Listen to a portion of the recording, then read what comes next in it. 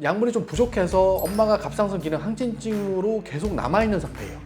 태아가 갑상선 기능 항진증으로 태어나면서 심장에 좀 무리가 오고 발달이 좀 저하가 될 수가 있어요. 왜냐하면 정상에서 좀 낮은 정상으로 유지를 했을 때는 태아가 반대로 갑상선 기능 저하증으로 태어난 경우도 있거든요. 자, 수유 중에 내가 하루에 메티마졸을 두세 번 드시는 분들이면 이 두세 번 약을 드시면서 수유 텀을 맞추기는 사실 굉장히 어렵거든요.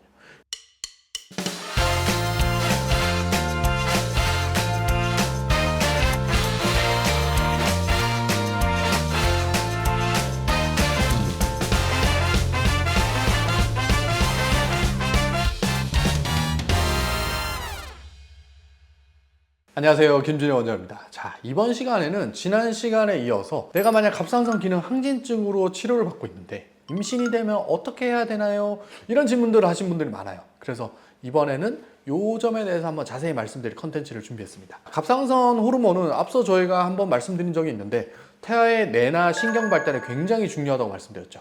그래서 갑상선 호르몬의 수치가 좀 조절이 안 되면 태아의 지능이 좀 문제가 생긴다, 이런 말씀도 드린 적이 있는데, 만약에 내가 갑상선 기능 항진증으로 항갑상선 약물을 복용 중에 있는데 용량이 너무 과해요.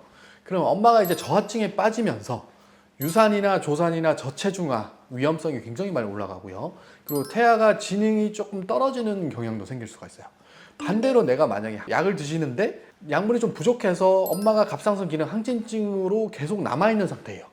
그러면 유산, 조산, 저체중아는 당연히 생길 수가 있고, 태아가 갑상선 기능 항진증으로 태어나면서 심장에 좀 무리가 오고 발달이 좀 저하가 될 수가 있어요. 그래서 임신이 되면 저하증과 마찬가지로 항진증도 평소보다 좀 더 정밀하게 저희가 체크를 하고 조절을 해야 돼서 한 달 또는 두 달마다 피 검사를 해야 되는 거를 좀 많이 추천을 드려요. 내가 항진증으로 항갑상선제를 드시고 있는데 항갑상선제는 두 가지 종류가 있다고 제가 예전에 한번 말씀드린 적이 있는데, 크게 이제 메티마졸 또는 카비마졸이라는 약이 있고, 두 번째는 프로필티오우라실, PTU라고 부르는 안티로이드, 이렇게 두 가지 약이 있어요. 이제 두 가지 약 중에서 흔히 이제 메티마졸이라는 약을 조금 더 많이 복용을 하는데, 메티마졸의 특징은 간독성이 좀 적지만 기형아 출산율이 조금 더 높아요. 자, 반대로 PTU라는 안티로이드라는 약은 간독성이 오히려 좀 더 높은데 반대로 기형아 출산율은 오히려 메티마졸보다 좀 낮아요. 자, 그래서 내가 임신 직후거나 1분기에 특히 12주 이내에서는 메티마졸 드시는 분들은 꼭 PTU, 안티로이드로 약을 바꿔야 돼요. 그래서 임신 직후에는 빠르게 병원에 내원하셔서 안티로이드로 약을 좀 스위칭을 하셔야 되고요.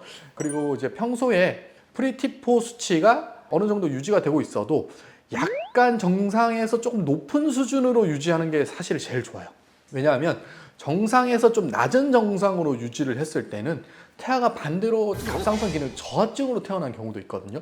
왜냐하면 우리가 이제 저하증 환자에서 평소보다 요구량이 좀 올라간다고 했잖아요. 그래서 마찬가지로 우리가 항진증일 때는 약간 정상에서 조금 높은 정상 수준으로 유지하는 게 가장 이상적입니다. 그래서 평소보다 약을 조금 더 최소화해서 드시게 하는 게 가장 좀 이상적이에요. 그리고 임신 2, 3분기에 이제 13주를 넘어갔을 때는 PTU에서 다시 메티마졸로 변경을 해야 돼요. 왜냐하면 13주부터는 기형아 출산율이 확실히 떨어지거든요. 그래서 우리 간독성의 위험 때문에 안티로이드를 계속 복용하는 것은 좀 위험성이 있어서 메티마졸로 다시 스위칭을 하시는 게 확실히 도움이 됩니다.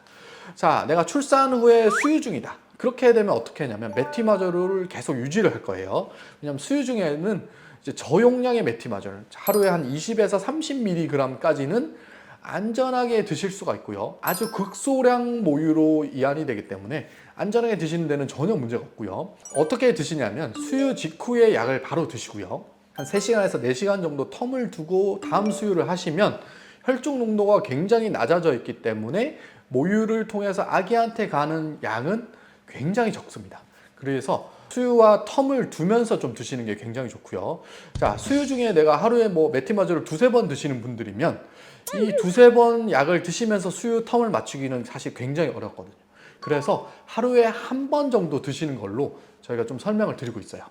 자, 요약을 해보면 갑상선 기능 항진증으로 약물을 복용 중인데 임신이 된다면 약물을 유지를 할 수 있지만 메티마졸을 보통 드시되 이제 PTU라는 약으로 초반에는 스위칭을 꼭 하셔야 된다. 그래야지만 태아의 이제 기형아 출산율이 좀 떨어지거든요. 그래서 꼭 병원에 내원하셔서 약물을 좀 변경을 하셔야 된다 이렇게 말씀드리고요. 2분기부터는 다시 원래대로 메티마졸로 돌아간다 이렇게 생각하시면 좋습니다. 수유 중에도 원칙을 지킨다면 안전하게 복용할 수 있기 때문에 너무 걱정하지 마시고 수유 중에도 꼭 메티마졸을 드시기를 좀 저희가 설명을 드리고 있습니다. 자, 지금까지 김준호 원장이었습니다. 감사합니다.